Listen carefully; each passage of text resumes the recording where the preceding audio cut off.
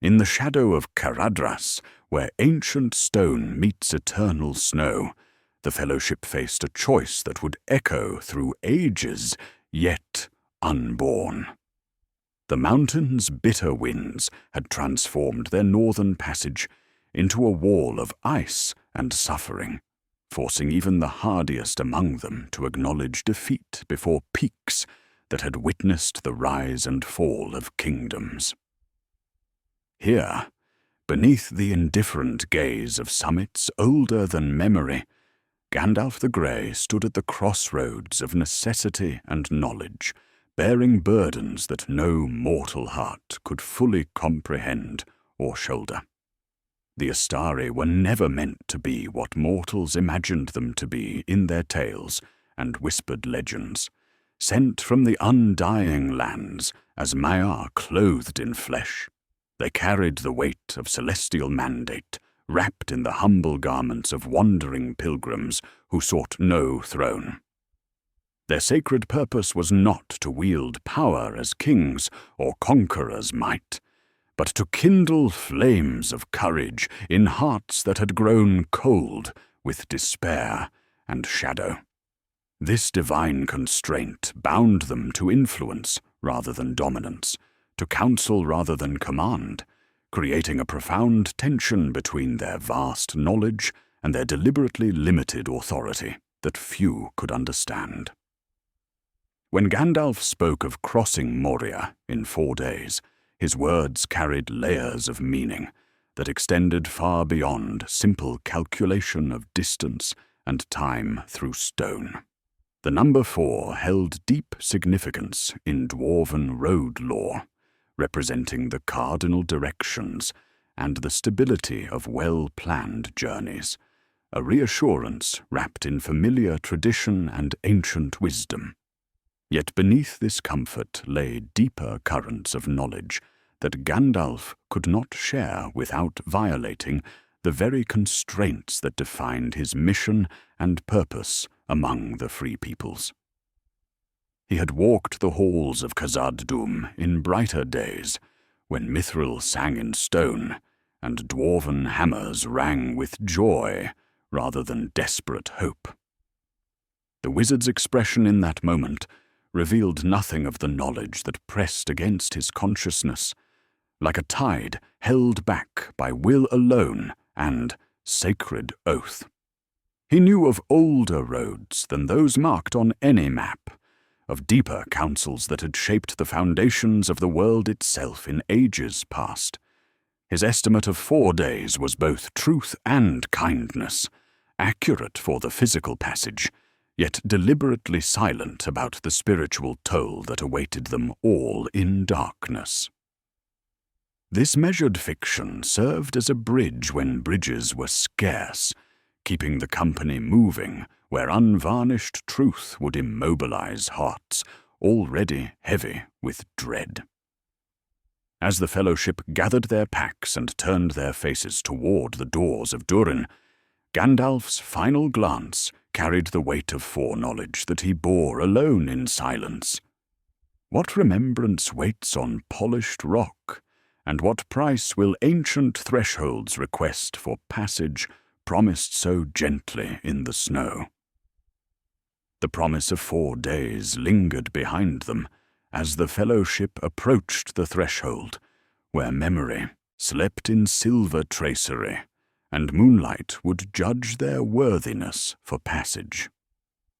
Before the doors of Durin, carved into living rock beside the Mirrormere's edge,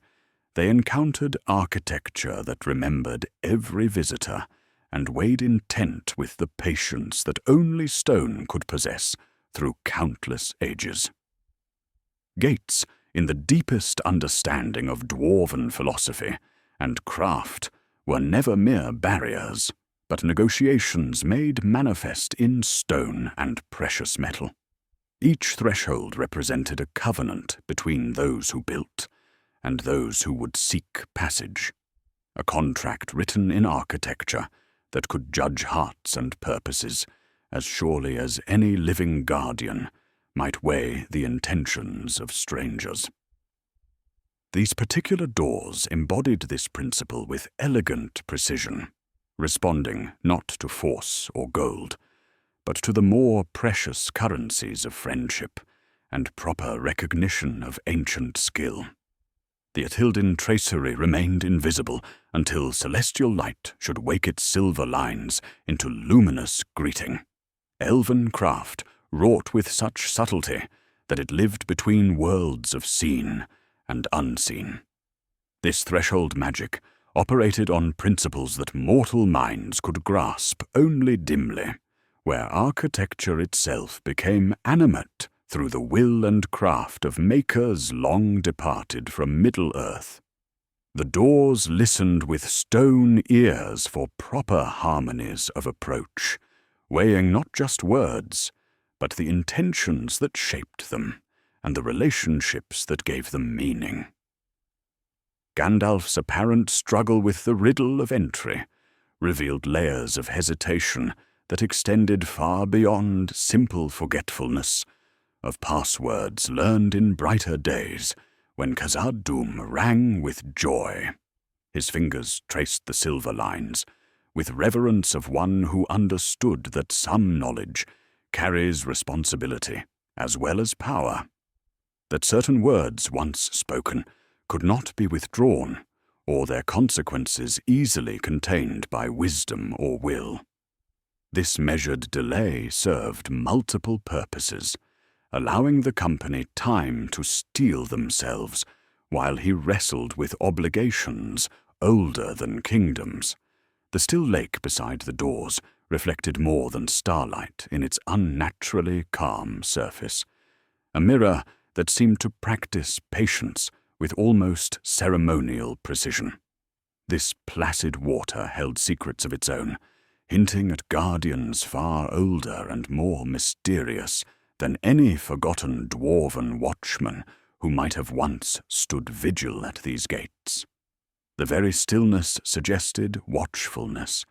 as if something beneath those dark depths observed their every movement and whispered word with ancient attention.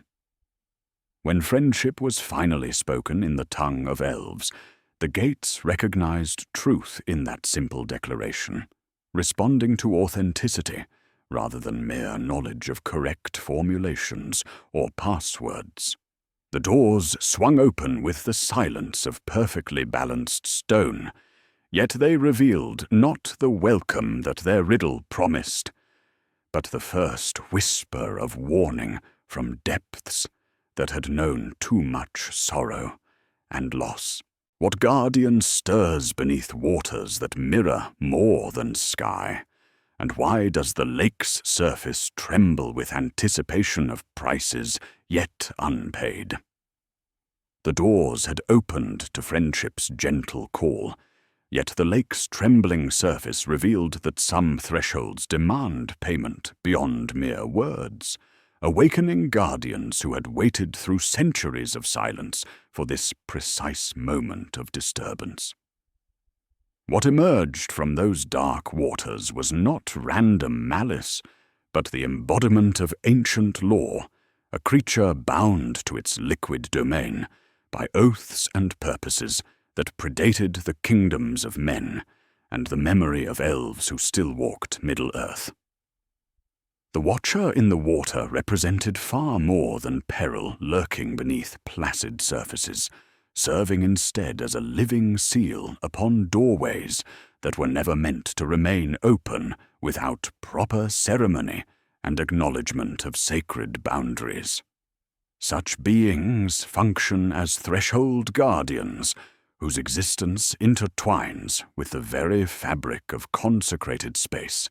transforming simple geography into hallowed ground where trespass carries consequences that compound across ages like interest on forgotten debts. These ancient protectors operate not from personal malice, but from deeper imperatives, serving as extensions of the earth itself in its patient guardianship of secrets too profound for casual discovery. When tentacles erupted from the Mirrormere's depths, with movements that resembled liquid shadow, given form, and terrible purpose. They enacted protocols established in ages when boundaries between worlds were more carefully maintained and respected. This was not mere predation, but the execution of cosmic law, a guardian fulfilling obligations that transcended individual will in service of order, older than the foundations of Khazad-dûm itself. The attack served simultaneously as warning and examination, testing whether these visitors possessed resolve necessary for passages that would demand far greater sacrifices than simple courage or determination. The creature's assault accomplished more than immediate threat, sealing the Western Gate with the finality of choices that reshape destiny itself and eliminate retreat as possibility.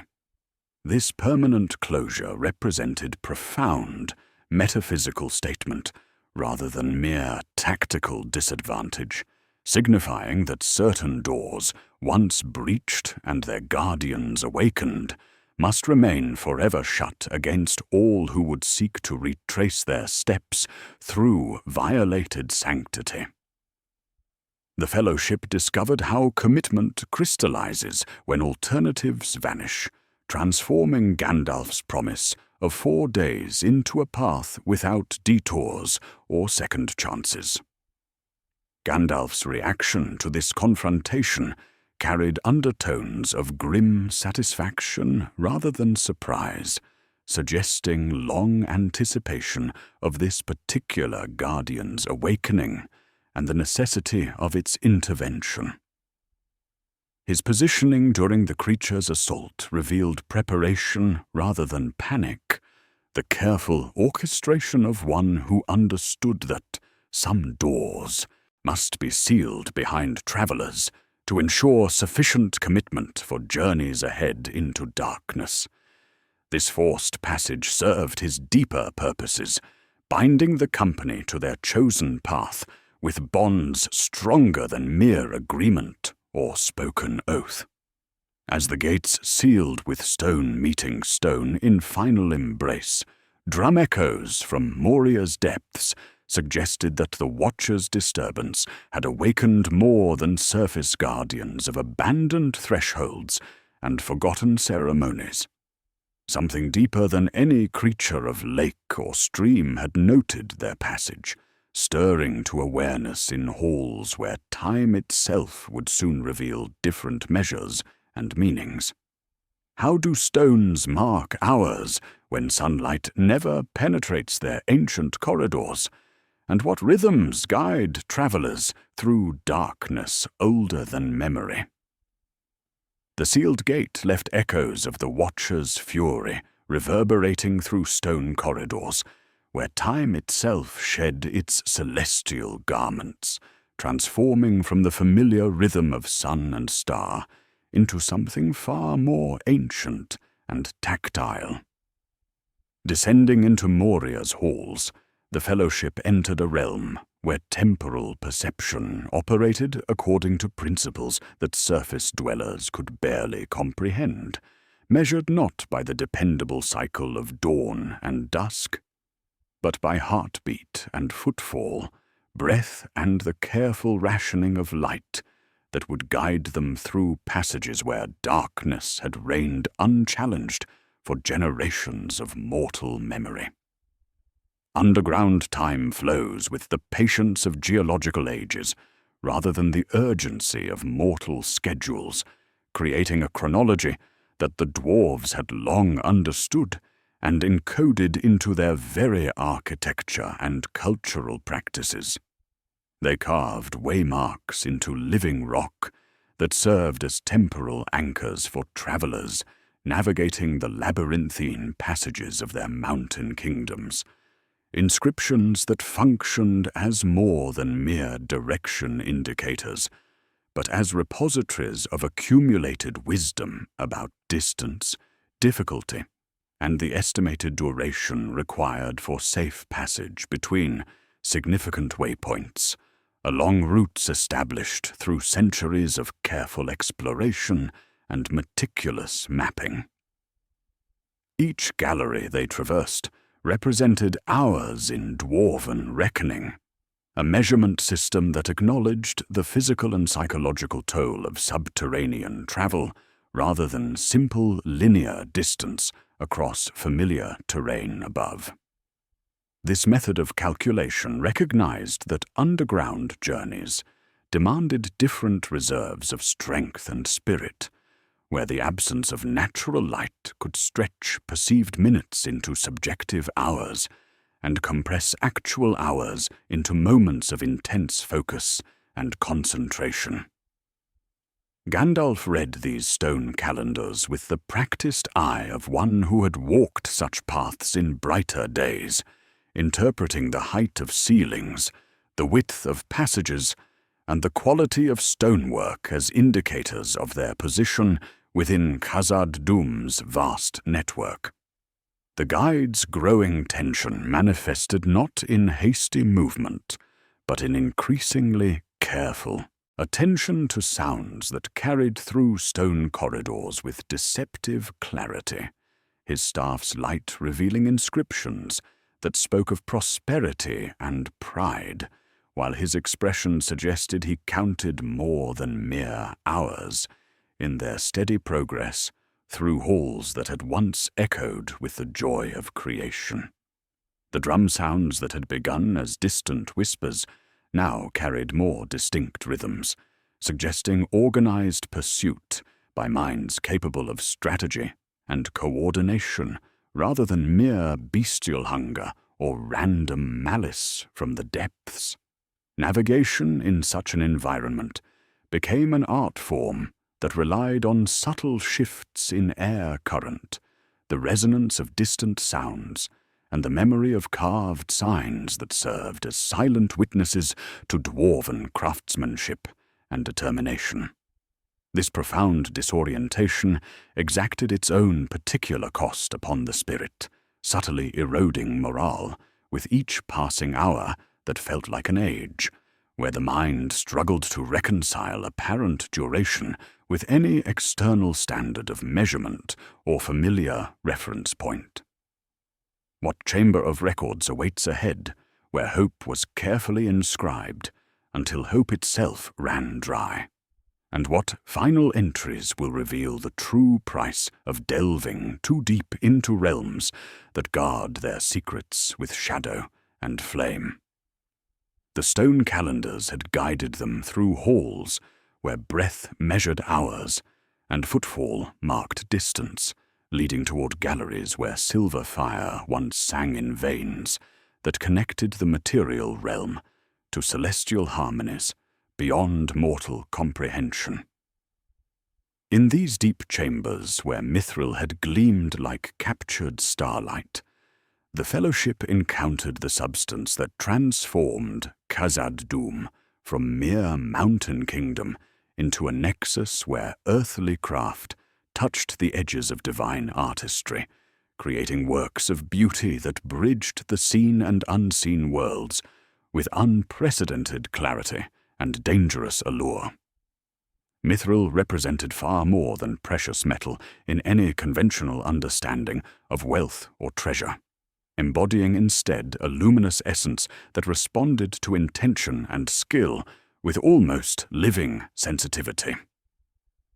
This true silver possessed qualities that transcended mere physical properties, serving as a conduit between mortal ambition and the fundamental harmonies that the Valar had woven into Middle-earth's foundations when the music of creation still echoed through mountain roots and valley floors.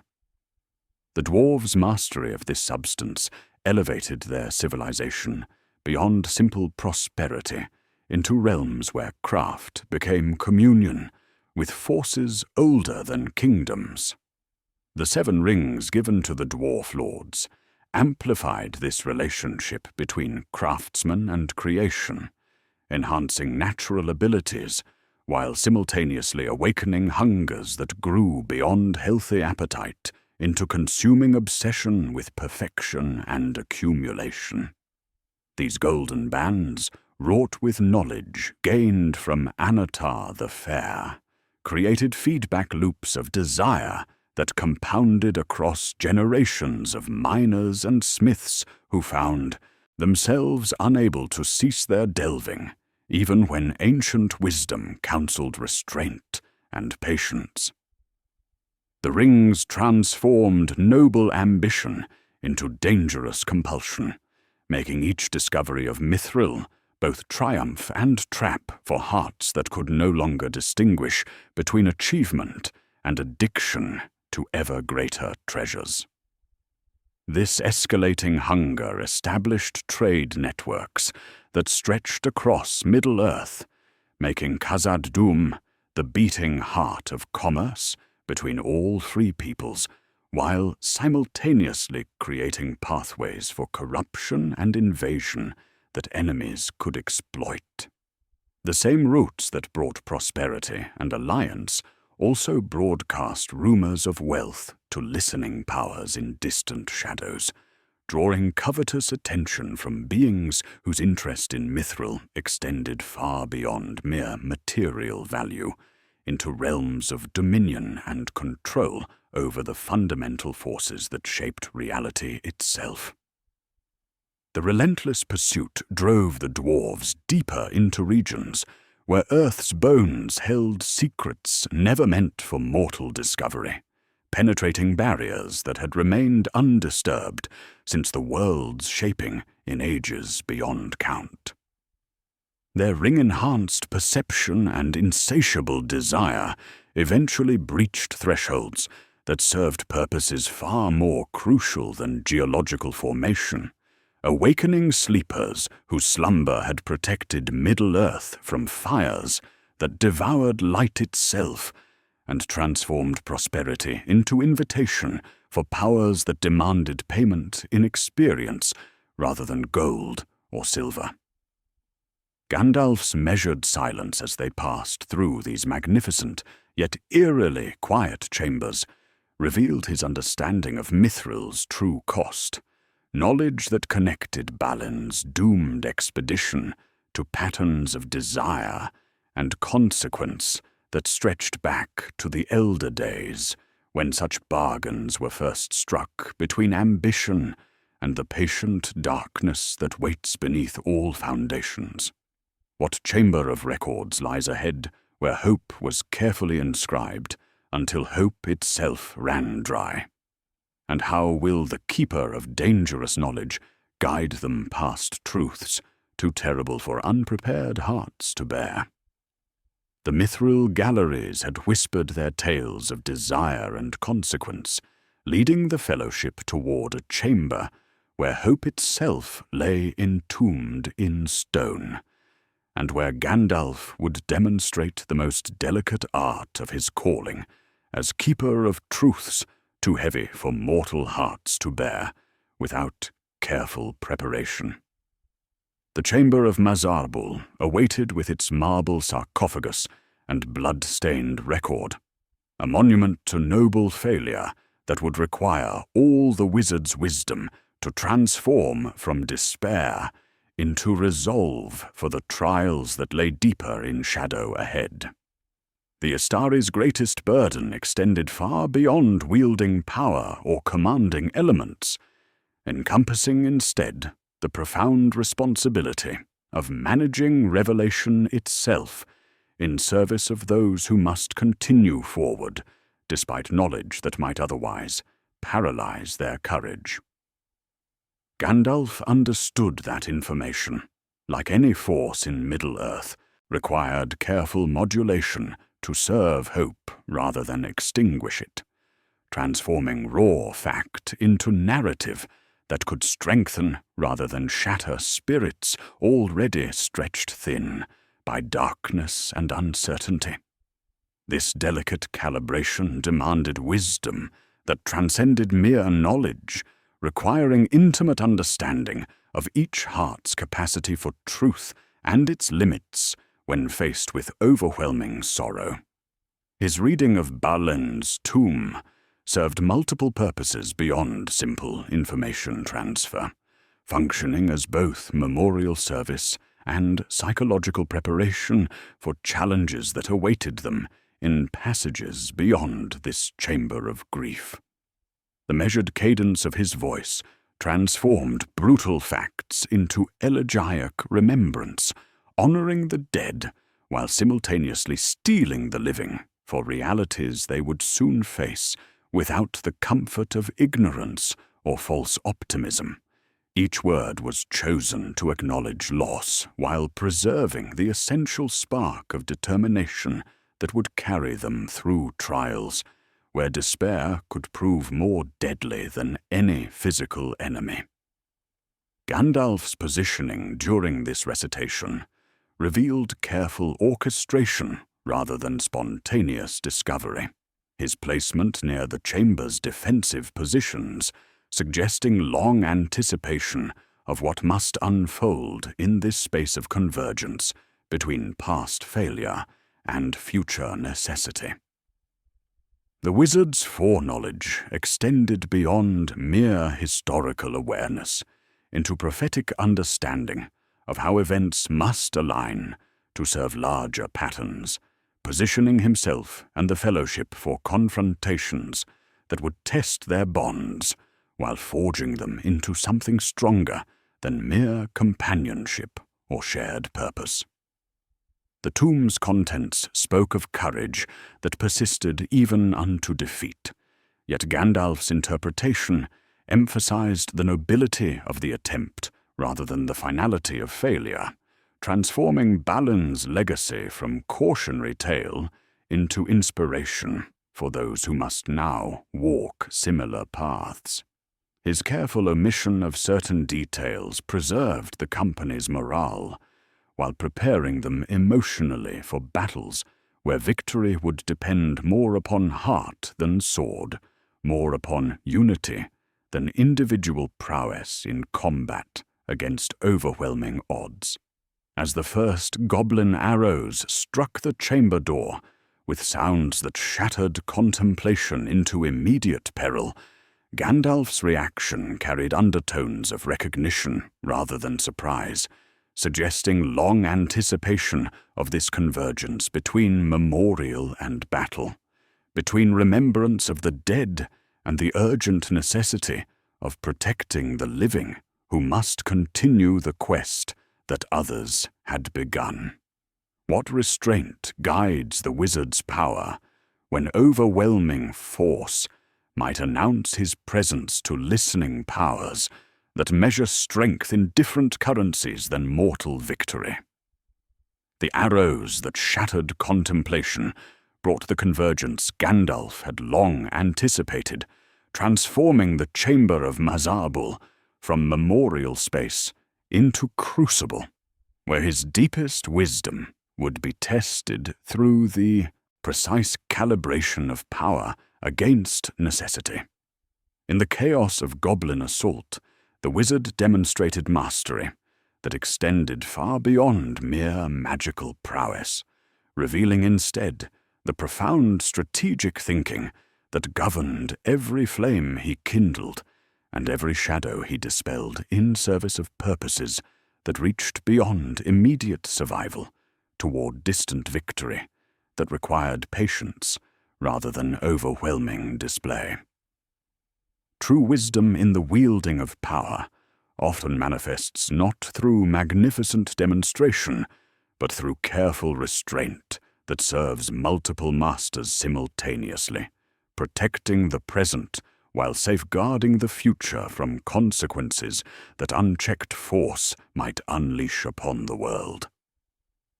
Gandalf's magic during the battle operated according to principles that mortal minds could barely grasp, each spell precisely calibrated to achieve necessary effects, while avoiding the kind of resonant display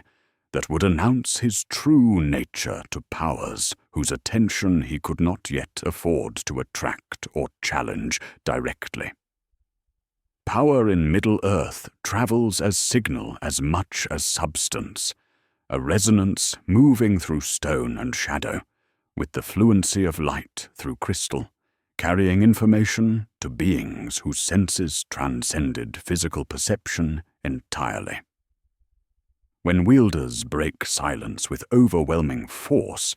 distant entities feel the tremor, as migrating birds sense approaching storms long before clouds gather on familiar horizons, detecting signature patterns that mark the presence of their peers through vibrations in reality's fundamental harmonies that accompany significant exercises of supernatural ability and divine authority. Gandalf therefore wove his defenses as lanterns hooded by design, allowing light to exist without broadcasting proclamation to listening powers in the abyss below their feet.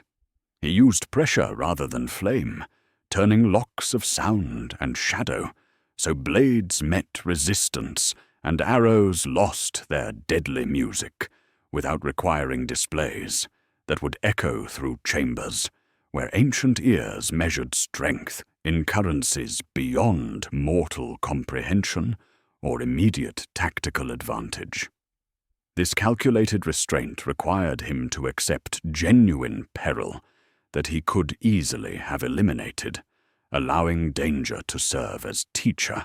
rather than annihilating threats through overwhelming intervention that would rob the Fellowship of crucial lessons. The company struggled, yet discovered their own strength and unity under pressure, forging bonds that would prove essential when greater trials separated them from his guidance and protection in passages where individual courage would matter more than magical assistance or divine intervention. The goblins' own evident terror during their retreat spoke of forces deeper in Moria that commanded their fear more completely than any surface threat, their hasty withdrawal carrying undertones of panic that suggested they fled not just from sword and flame, but from proximity to something their primitive senses recognized as infinitely more dangerous than wizards or warriors could ever prove to be. As temporary victory settled over the chamber like dust after storm, Gandalf's gaze turned toward passages that led deeper into regions where shadow and flame would soon reveal their ancient meaning and terrible purpose. What fire sleeps in depths where even darkness fears to linger? And how does one Maiar prepare to face another whose corruption mirrors his own celestial purity? The goblins' terrified retreat had spoken of deeper fears than any surface battle could inspire, carrying whispers of something that commanded their dread more completely than sword or flame ever could. As the Fellowship fled toward the bridge of Khazad-dûm, the air itself began to thicken with presence that transcended mere physical danger, announcing the approach of a being whose very existence challenged the fundamental order that Gandalf had sworn to protect and serve throughout his long guardianship of Middle-earth. What stirred in Moria's deepest foundations was not random monster or ancient beast, but Durin's Bane itself, a Balrog of Morgoth, whose true nature represented the most profound tragedy possible within the cosmic hierarchy of creation. This creature was Maiar, like Gandalf himself, a being of the same celestial order, whose corruption by the first Dark Lord had transformed divine fire into consuming darkness that devoured light rather than nurturing the world it touched with creative flame and beneficial warmth. Recognition between such ancient beings operates according to laws that transcend physical perception, traveling as resonance through dimensions of reality that mortal senses cannot detect or comprehend fully. When Maiar encounter their own kind, they experience not surprise but terrible confirmation of presence felt across vast distances and through barriers of stone, shadow, or time itself. A correspondence that announces kinship, even when that kinship has been perverted into its own grotesque and destructive opposite through millennia of service to entropy rather than harmony. Gandalf's knowledge of this approaching confrontation extended back to his first entry into these halls, making his estimate of 4 days not mere miscalculation, but desperate hope that they might pass before the sleeper fully awakened to their presence.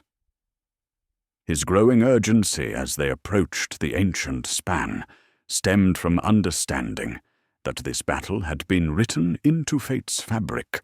long before the Fellowship ever stood before Moria's doors, requiring positioning and preparation that only he could orchestrate for a conflict that would demand everything of both participants. The approaching encounter would unfold according to principles governing conflicts between beings of similar essence and power, where victory could emerge only through complete commitment that left no reserve for retreat, compromise, or half measures of any kind. Such battles transformed combat into cosmic judgment, where the more devoted to their respective principles would ultimately prevail, though at costs that might appear indistinguishable from defeat to observers who measured success in purely mortal terms and immediate tactical outcomes. The bridge of Khazad-dûm stretched ahead like a threshold between worlds, its narrow span representing more than mere architectural achievement, but defensive geometry wrought with ancient wisdom that understood how to constrain great powers within manageable dimensions. This slender crossing would serve as instrument and stage for a confrontation that only peers could complete, where shadow wearing fire as garment would meet light clothed in humble grey, and where apparent defeat would serve purposes deeper than any surface victory could achieve. As Gandalf's staff began to shine with intensity that spoke of preparation rather than comfort,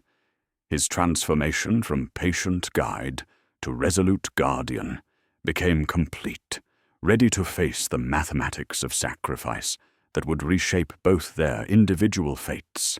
and the larger pattern of war against encroaching shadow.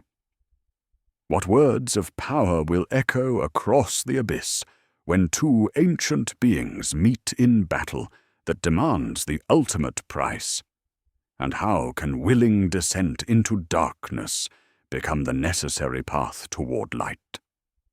The staff's increasing radiance had announced Gandalf's readiness to face the mathematics of sacrifice that would reshape destiny itself, transforming patient guide into resolute guardian, prepared for confrontation that demanded everything of both ancient participants. On the bridge of Khazad-dûm, where dwarven engineering met cosmic necessity, the wizard positioned himself not in desperate heroism, but in calculated fulfillment of patterns written into fate's fabric since the elder days, accepting a meeting between peers that could only conclude through mutual transformation, wrought in shadow, flame, and willing dissolution of all that had come before. Battles between beings of equivalent celestial origin transcend mortal concepts of victory and defeat, operating instead according to principles that require complete commitment without possibility of retreat, compromise, or survival through conventional means of combat. When Maiar engage such conflicts, they enter realms where individual existence becomes secondary to fundamental forces they embody,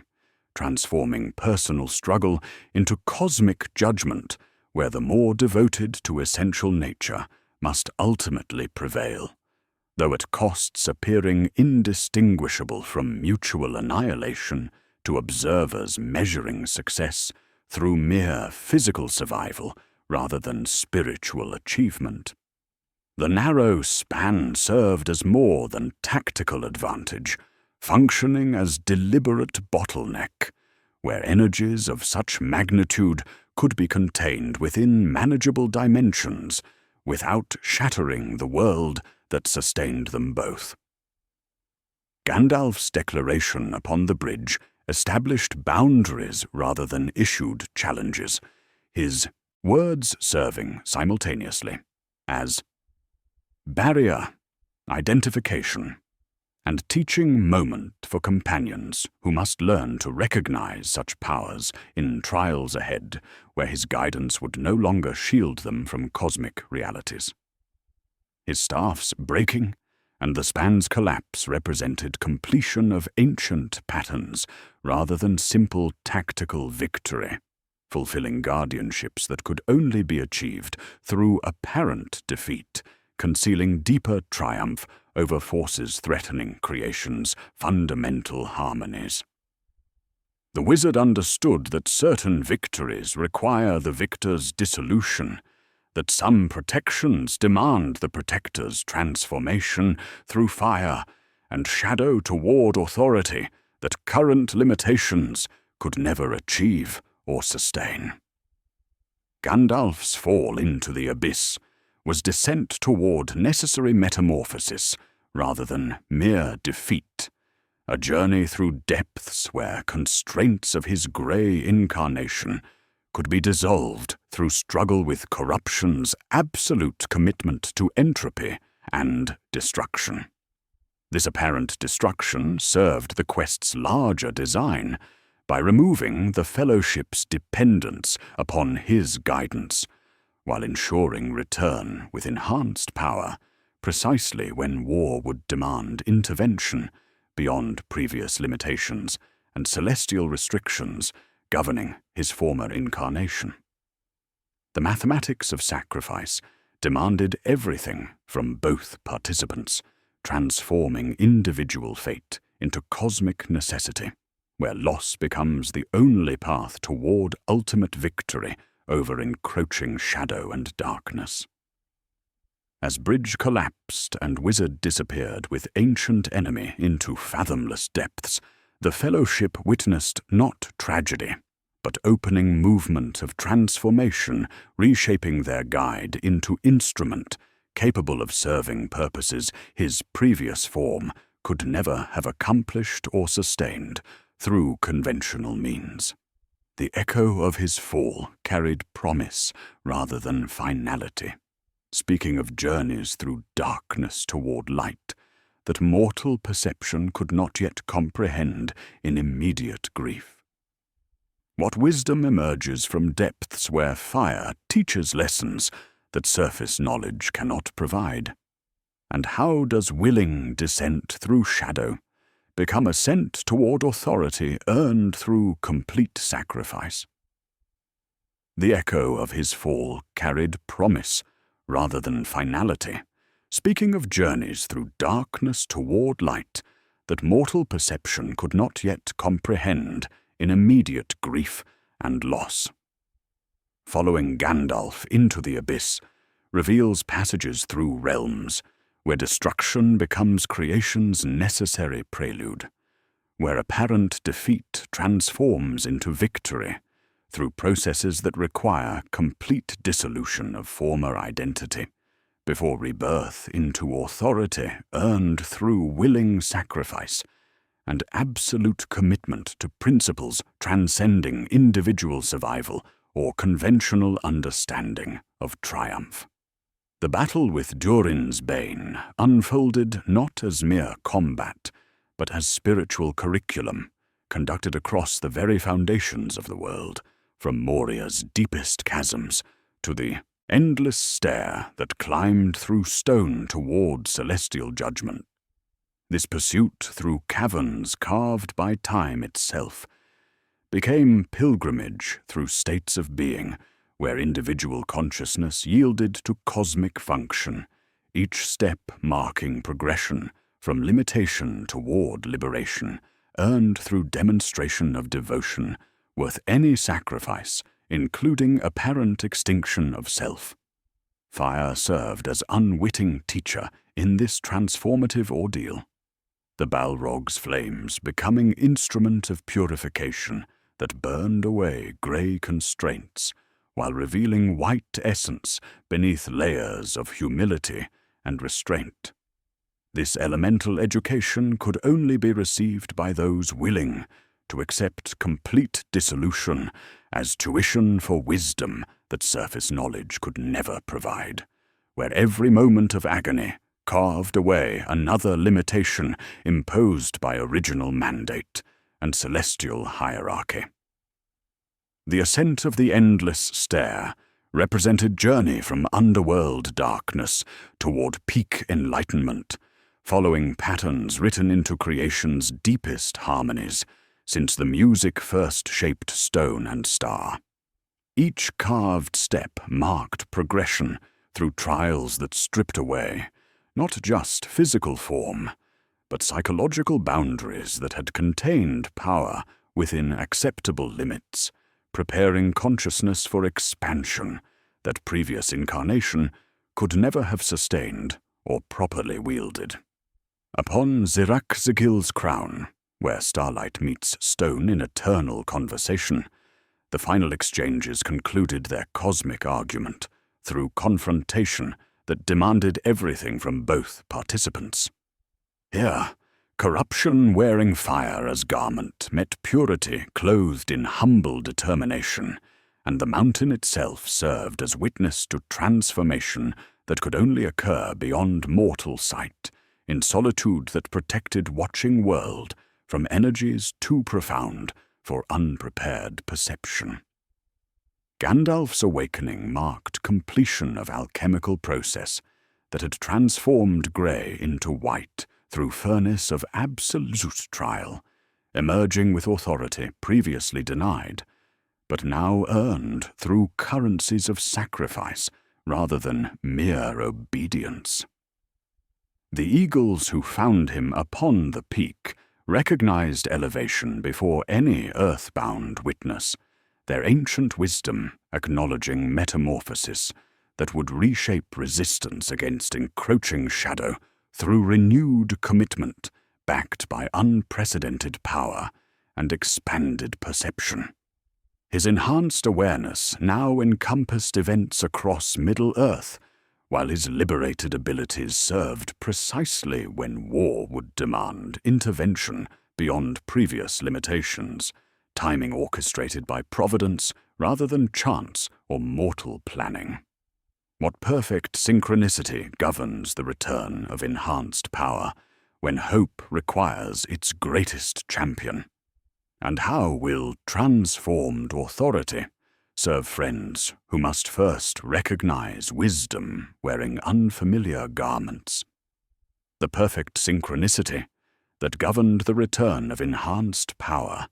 precisely when hope required its greatest champion revealed itself, through eagles who recognized elevation before any earthbound witness could comprehend the transformation. What descended from Zirak-Zigil's crown was no longer the grey pilgrim who had entered Moria with humble staff and careful promises, but Gandalf the White, remade through willing sacrifice into an instrument of direct intervention, where once he could only counsel and guide with gentle suggestion. His apparent death had served purposes extending far beyond personal elevation, functioning as necessary catalyst for growth that could only occur through the temporary withdrawal of overwhelming wisdom and protective authority. The Fellowship's forced separation from his guidance had accomplished what comfort never could,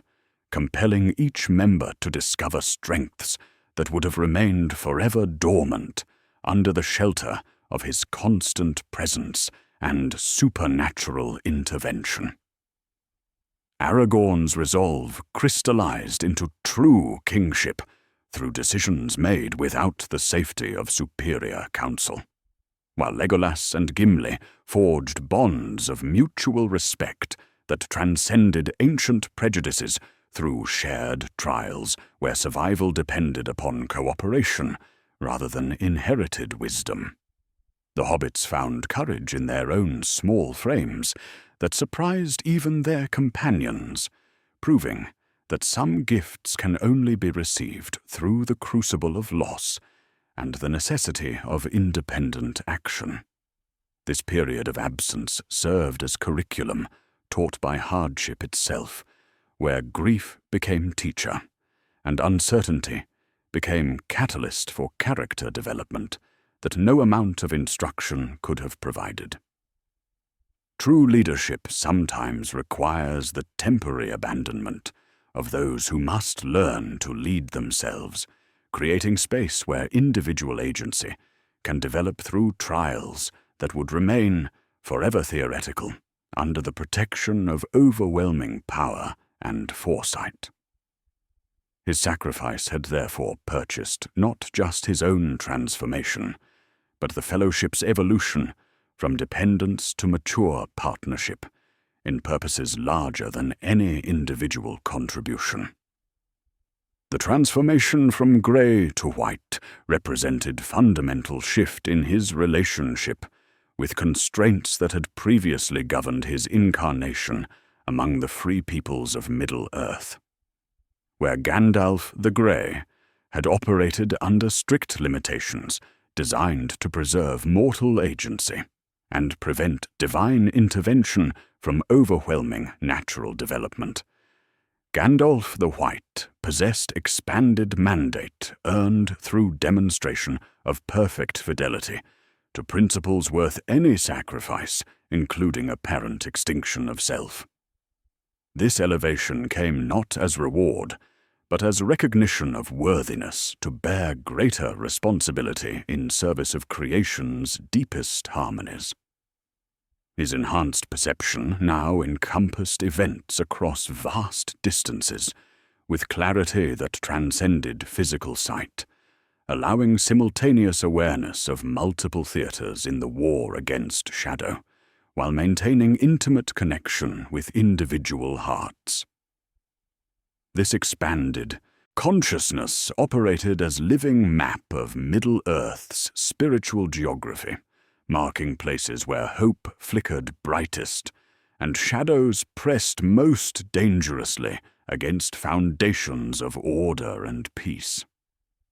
Such awareness carried its own burden, requiring constant choice about where to direct attention, while accepting that omniscience without omnipresence meant witnessing suffering he could not always prevent. The timing of his return demonstrated providence operating through apparent accident, arriving at moments when his enhanced abilities served crucial purposes that his previous incarnation could never have accomplished with sufficient effectiveness. His reunion with Aragorn, Legolas, and Gimli in Fangorn Forest revealed not coincidence, but orchestration by forces that measured necessity in currencies beyond mortal comprehension, bringing together elements required for victories that would reshape the conflict's entire trajectory through perfectly synchronized convergence of need and capability. Recognition came gradually as companions struggled to reconcile the familiar voice with radiant authority that commanded elements previously beyond his reach, his white robes serving as visible symbol of mandate, earned through willing dissolution in service of principles transcending self-preservation. He could now call upon resources that had remained hidden during his grey incarnation, summoning assistance from beings and forces that acknowledged his elevated status within the hierarchy, governing resistance against entropy and shadow through expanded communion with creation's fundamental patterns. His knowledge of distant events revealed itself through actions that demonstrated awareness extending far beyond immediate surroundings, suggesting consciousness that could simultaneously attend to multiple crises while maintaining focus on companions who required direct attention. This multidimensional perception allowed strategic thinking that encompassed entire campaigns rather than individual battles, positioning resources and allies, with timing that appeared miraculous to those who measured success through conventional analysis,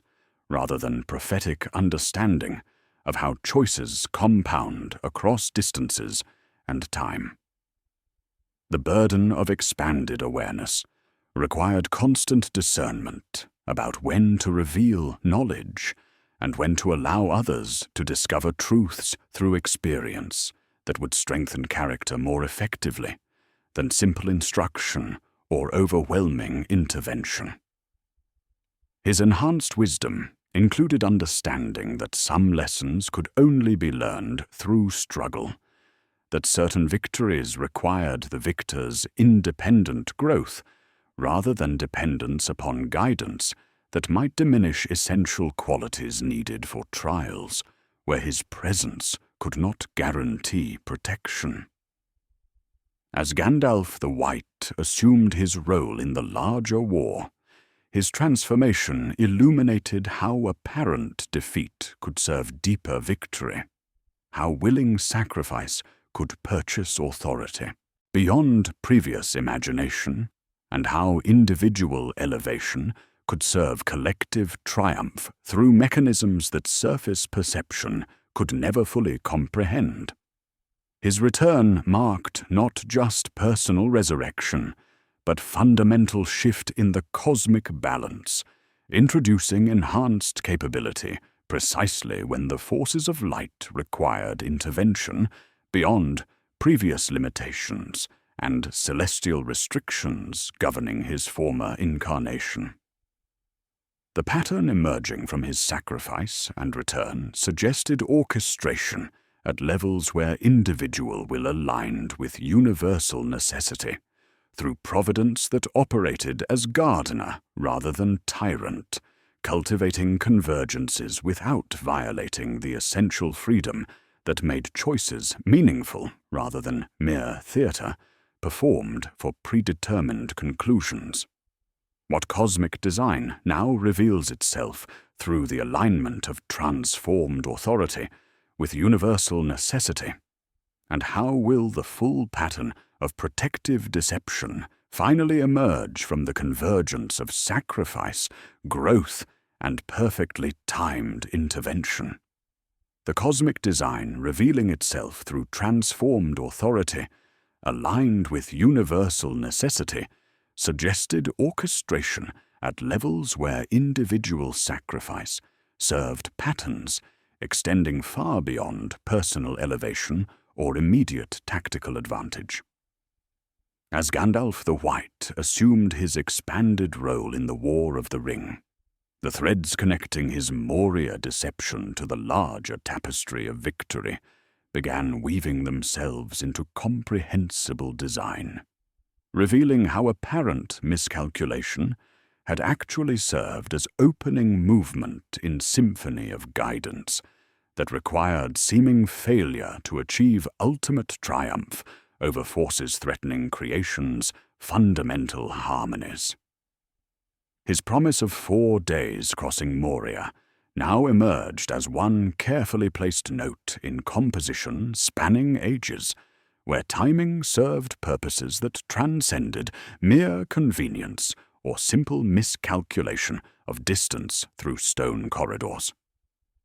The deception had functioned as catalyst for transformations that could only occur through specific sequence of trials, separations, and reunions, orchestrated with precision that mortal planning could never achieve across such vast scales of consequence. Each element of apparent error had contributed to outcomes that revealed themselves as essential components in resistance against shadow,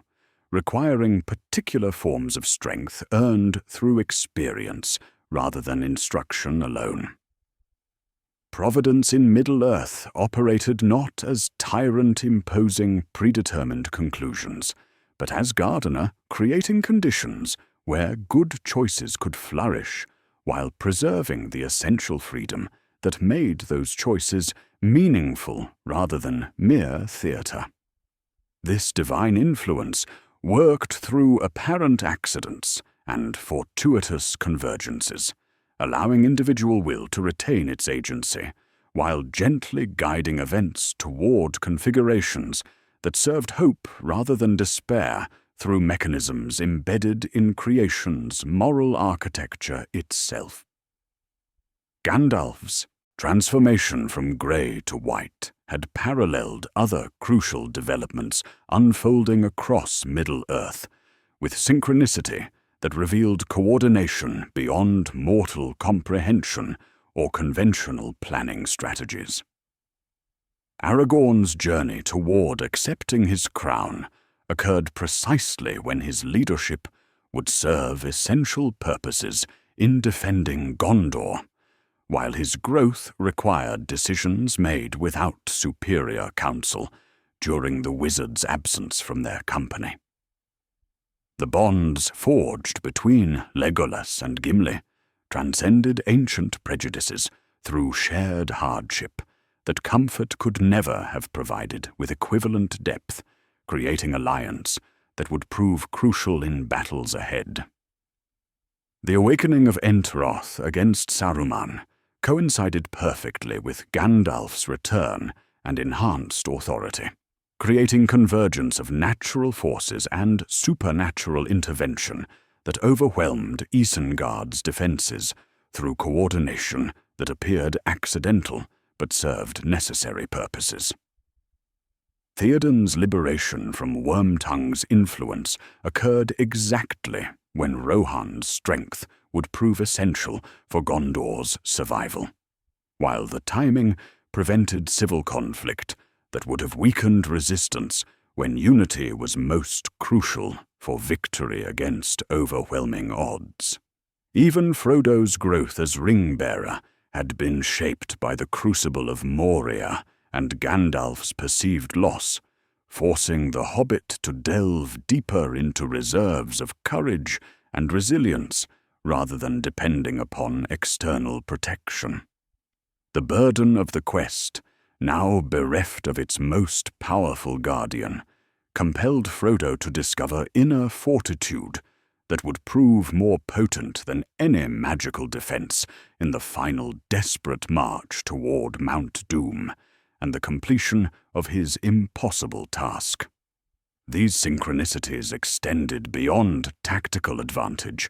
into realms where individual choices aligned with cosmic necessity through mechanisms that preserved free will while nurturing outcomes toward hope rather than despair. Gandalf's enhanced perception allowed him to recognize and gently encourage these convergences without overwhelming individual agency or reducing meaningful choice to predetermined script performed for audiences who could not perceive deeper harmonies governing events across the world. The wizard's perfect positioning at crucial moments served not as manipulation, but as midwifery for births of courage and wisdom that already existed in potential within hearts requiring only proper circumstances and gentle encouragement. His knowledge of distant events allowed strategic thinking that encompassed entire campaigns rather than isolated engagements, positioning allies and resources where they would serve maximum effectiveness in conflicts where every advantage would prove essential for ultimate victory over shadow. This multi-dimensional awareness carried its own burden of choice about when to reveal knowledge and when to allow discovery, through experience that would strengthen character more effectively than overwhelming intervention or simple instruction. His enhanced wisdom included understanding that some victories required the victor's independent development, rather than dependence upon guidance that might diminish qualities needed for trials where his presence could not guarantee protection through external means alone. The pattern emerging from his orchestrated guidance revealed how individual threads of deception, sacrifice, and transformation wove together into tapestry, where apparent mistakes served essential functions in design, too complex for surface perception to comprehend without patience and retrospective understanding. His Moria mistake was revealed as the most precisely calculated move in a game spanning ages, where protective omission served deeper truth than harsh revelation could have provided to hearts not yet ready for such terrible knowledge. What final wisdom will emerge from understanding how love itself requires the courage to shield others from truths too heavy for unprepared spirits? And how will the deepest expression of guidance reveal itself through apparent failure transformed into ultimate victory? The final wisdom emerging from understanding how love itself requires courage to shield others from truths too heavy for unprepared spirits, revealed Gandalf's Moria deception as masterwork of protective guidance that served deeper purposes than surface honesty could ever achieve. As the War of the Ring reached its climactic moments, with darkness gathering before the gates of hope, the full architecture of his apparent fallibility began revealing its profound design, demonstrating how seeming miscalculation had actually functioned as opening movement in symphony of sacrificial leadership that preserved agency, while nurturing growth toward strength that overwhelming revelation could never have provided. The wizard's promise of 4 days crossing Moria emerged not from ignorance, but from profound understanding that knowledge carries weight, timing, and temperature, capable of crushing courage as surely as frost splits patient stone when delivered without proper preparation or emotional readiness. His estimate served as vessel carefully crafted to ferry weary companions across psychological gulfs that honest dread would have deepened into impassable chasms, offering hope precisely calibrated to sustain forward movement while concealing costs that unprepared hearts could never have accepted without abandoning their sacred purpose entirely.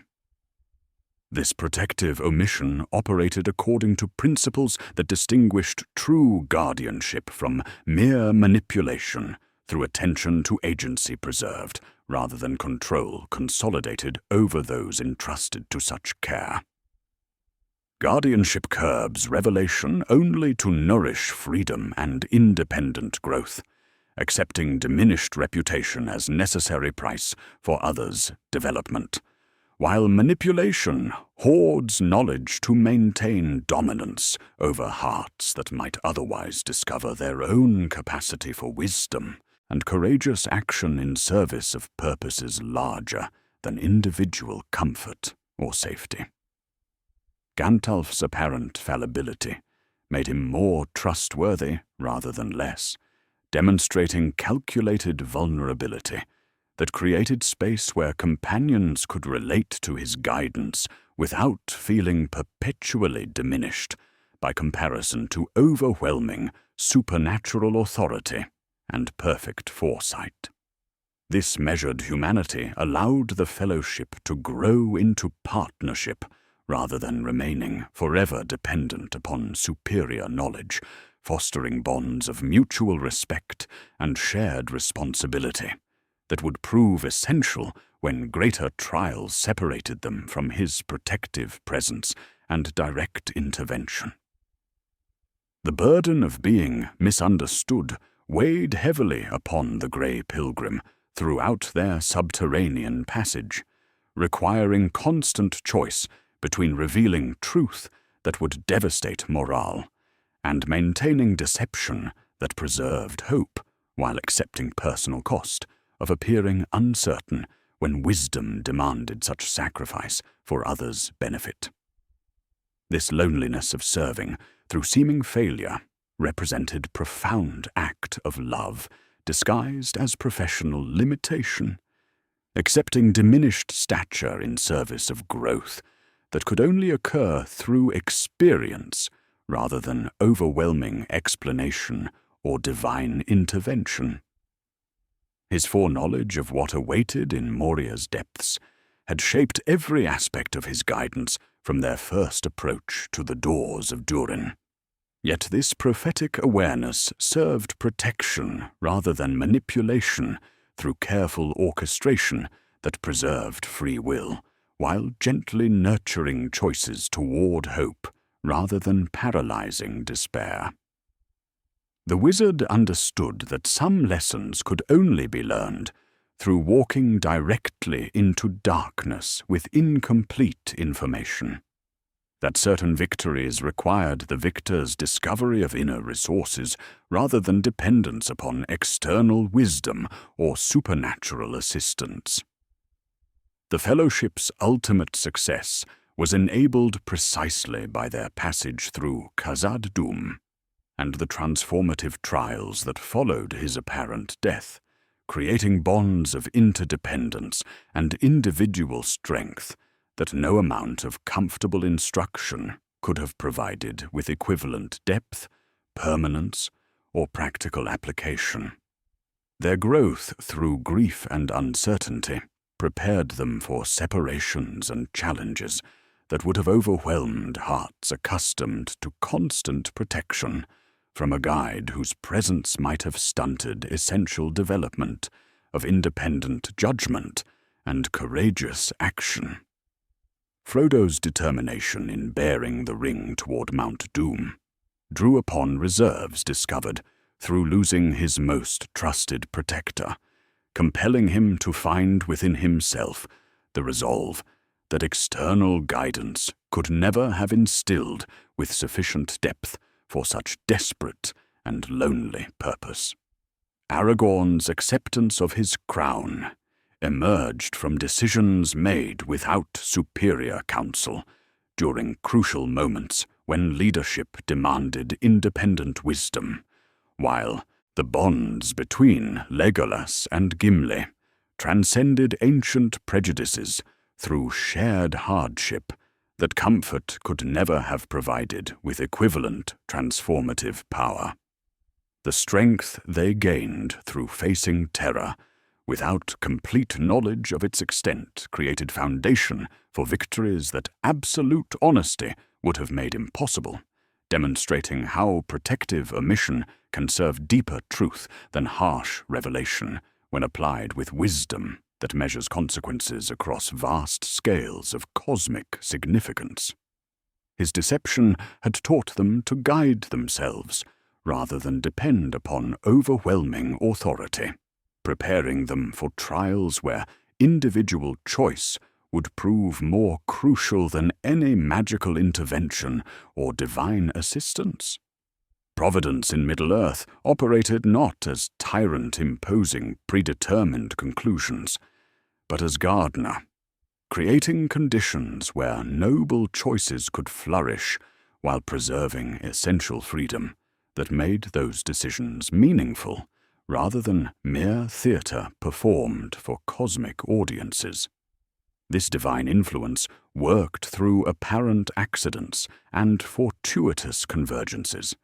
allowing individual will to retain agency while gently guiding events toward configurations that served hope rather than despair through mechanisms embedded in creation's moral architecture itself. As victory approached through sacrifice and determination that his guidance had nurtured without controlling, the full pattern of Gandalf's leadership revealed itself as covenant between wisdom and humility, authority and service, knowledge and restraint in application of overwhelming power. His greatest act of teaching had been showing others how to discover their own capacity for heroism, through experience earned rather than wisdom simply received from superior understanding, creating legacy that would endure long after his mission reached completion. The recognition that his deepest guidance had appeared as gentle misdirection illuminated how true leadership sometimes requires the appearance of uncertainty, when absolute knowledge would crush rather than strengthen spirits entrusted to such care, accepting misunderstanding as price for others' growth toward independence and mature responsibility. What final understanding awaits as the Grey Pilgrim's earthly mission draws toward its gentle close, and how will his departure reveal the ultimate gift concealed within apparent deception that served love more perfectly than overwhelming truth alone could ever have achieved?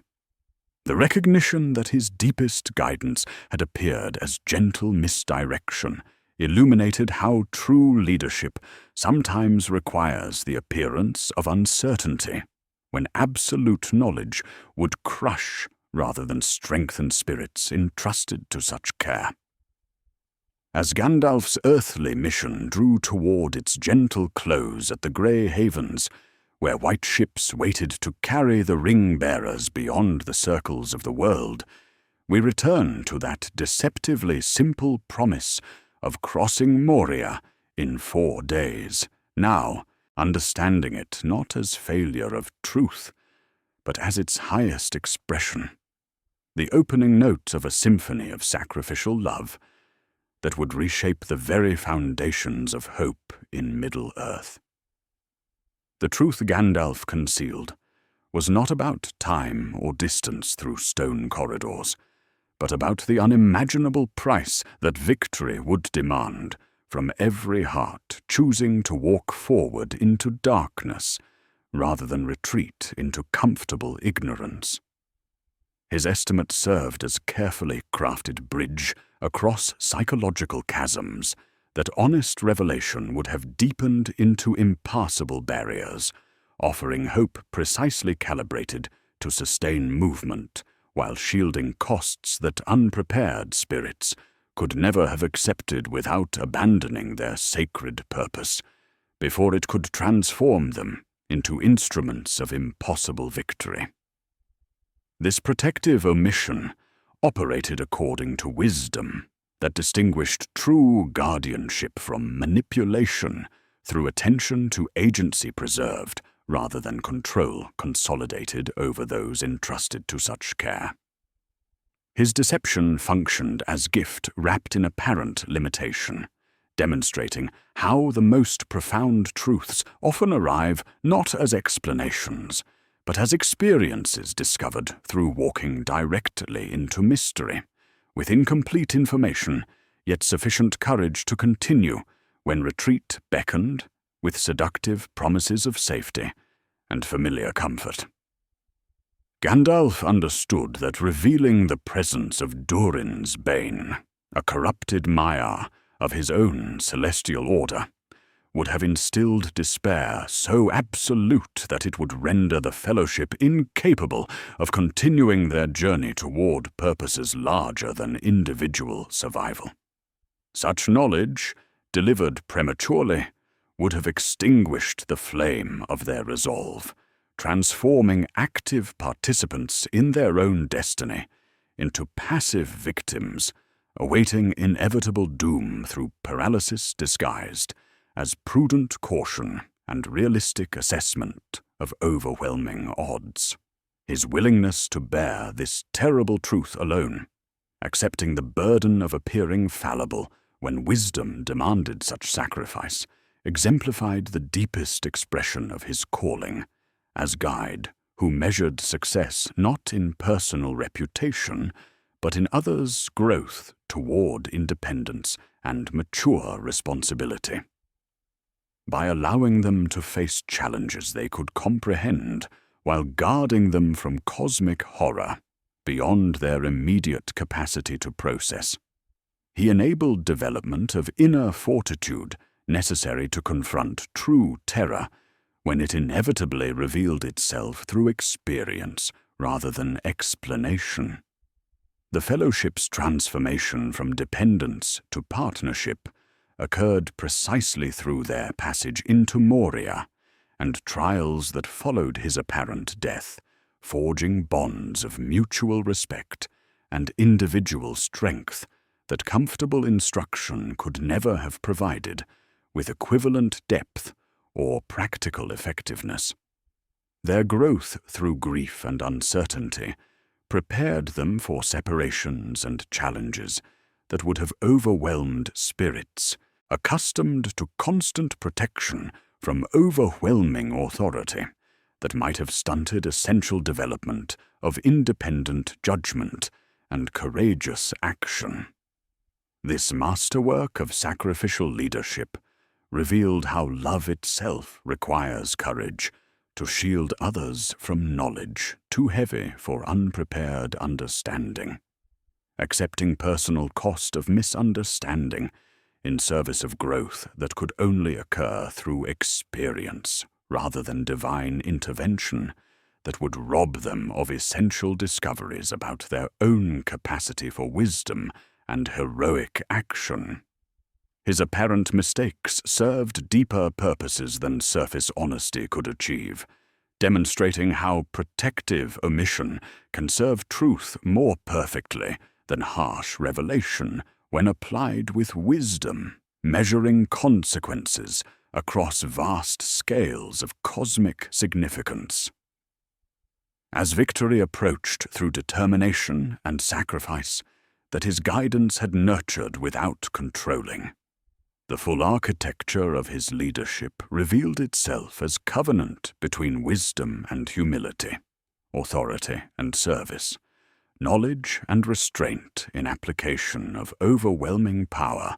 that could have solved problems while preventing essential growth. His greatest teaching had been showing others how to guide themselves rather than remain forever dependent upon superior understanding, creating legacy that would endure long after his mission reached completion and his presence was no longer required. Standing beside the white ship that would carry him beyond the circles of the world, Gandalf's final glance encompassed all the growth his deceptions had nurtured, all the courage his apparent limitations had allowed others to discover within themselves, and all the victories his willingness to appear fallible had made possible through patient cultivation of hope in hearts that might otherwise have despaired before their impossible task could transform them into instruments of light-conquering shadow. His lie about 4 days had been the first and greatest gift he offered the Fellowship, the gift of discovering their own strength by walking through darkness they could never have faced if they had known its full extent from the beginning of their journey together. In a world where hope remains the most precious commodity, the greatest truth-tellers are sometimes those who know when to speak and when to shield others with silence that serves love more perfectly than overwhelming honesty could ever achieve through premature revelation of truths requiring preparation, timing, and the gentle alchemy of experience to transform knowledge into wisdom. The story closes not with triumph's roar, but with quiet understanding that some truths are too vast for words alone, and that the deepest wisdom sometimes wears the humble cloak of carefully chosen silence, allowing hearts to discover their own capacity for light.